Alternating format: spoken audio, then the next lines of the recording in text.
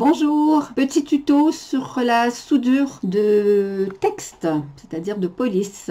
Certaines polices, quand on les utilise, ont des chevauchements, comme on trouve ici. Je vous le montre en plus gros. Il y a des chevauchements de lettres, ou il n'y en a pas, mais il faut les faire chevaucher. Si je veux que cette partie-là ici n'ait pas ces coupures-ci, parce que le logiciel, lui, quand il voit une ligne, ben, il découpe. Donc ça veut dire que ici, il découperait. Si je demandais que la machine ne me fasse que le contour en découpe, ben on perdrait à ce moment-là l'intérieur des lettres comme les O, les E, les R, les P, les Q et compagnie. Alors, ce qu'on va faire, on va revenir en plein écran. Première étape, je tape mon texte.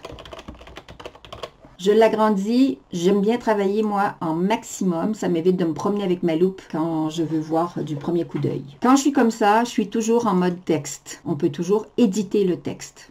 Quand je suis en mode édition de texte, j'ai une boîte verte et j'ai une ligne bleue ici sur la droite. Cette ligne bleue sur la droite permet d'agrandir la boîte sans modifier la taille de mes caractères. C'est également une boîte qui va permettre aussi de faire passer à la ligne quand on veut faire une verticalité sans changer la direction, la verticalité des lettres. Ou bien si je veux faire sur deux lignes. On va revenir à une ligne, ça me suffisait. Donc ce mode-là, tant que j'ai pas terminé toutes les modifications de texte que je souhaite en tant qu'édition de texte, c'est-à-dire changer la police, changer un caractère. Donc je peux, il faut que je conserve ça en mode texte. Tant qu'on n'a pas tout changé ce qu'on veut, on ne pourra pas passer à la prochaine étape. Parce qu'une fois qu'on est passé à la prochaine étape, on ne pourra plus remodifier le texte. Il se peut qu'après, par la suite, par exemple, je souhaiterais que le C soit en majuscule, et bien je ne pourrai plus le faire une fois que j'aurai soudé mes caractères. La soudure, c'est ça ici, c'est ça notre résultat final. Je vais en faire une copie, ici sans couleur de fond, et vous serez en mesure de constater que ici, contrairement à ici,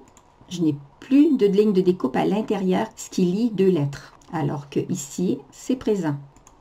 Ce texte, je veux le modifier. Je clique deux fois dessus, je tombe en mode édition de texte. Ou bien je fais un clic droit, éditer texte.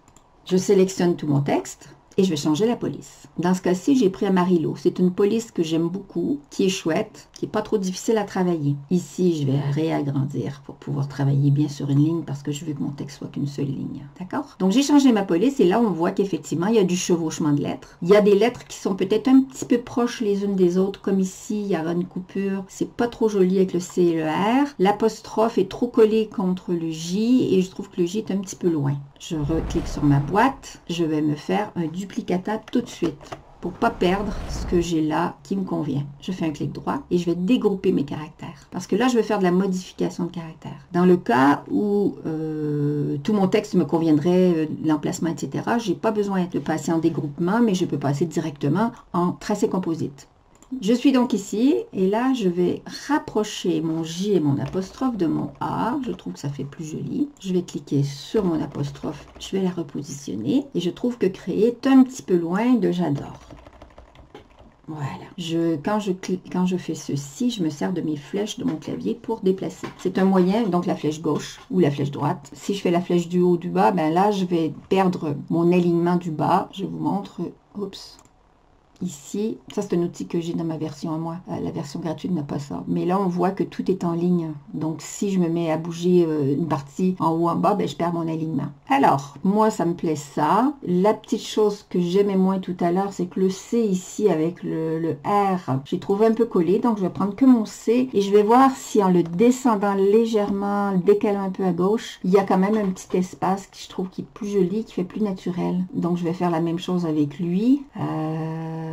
En déplaçant tout l'ensemble. Donc, je suis descendue de deux petites barres vers le bas et une barre vers la gauche. Donc là, je garde l'équilibre et mon alignement, du coup, a changé parce que j'ai bougé mon C. Je vais me fier à mon E pour me réaligner. Voilà. Donc là, c'est tout droit. Ça me plaît comme c'est. Je me fais une copie.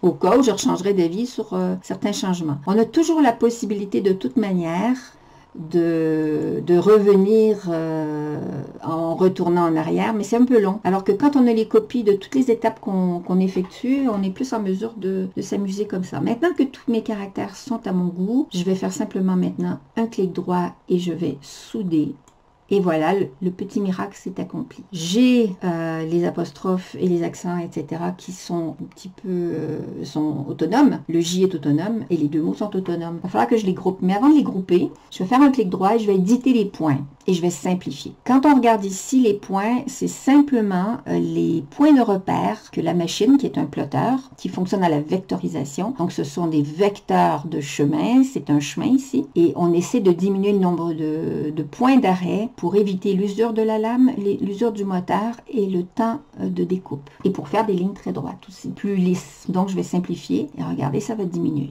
Voilà. Ici, il y en a pas mal, je pourrais aller les supprimer, mais ça c'est l'objet d'un autre cours.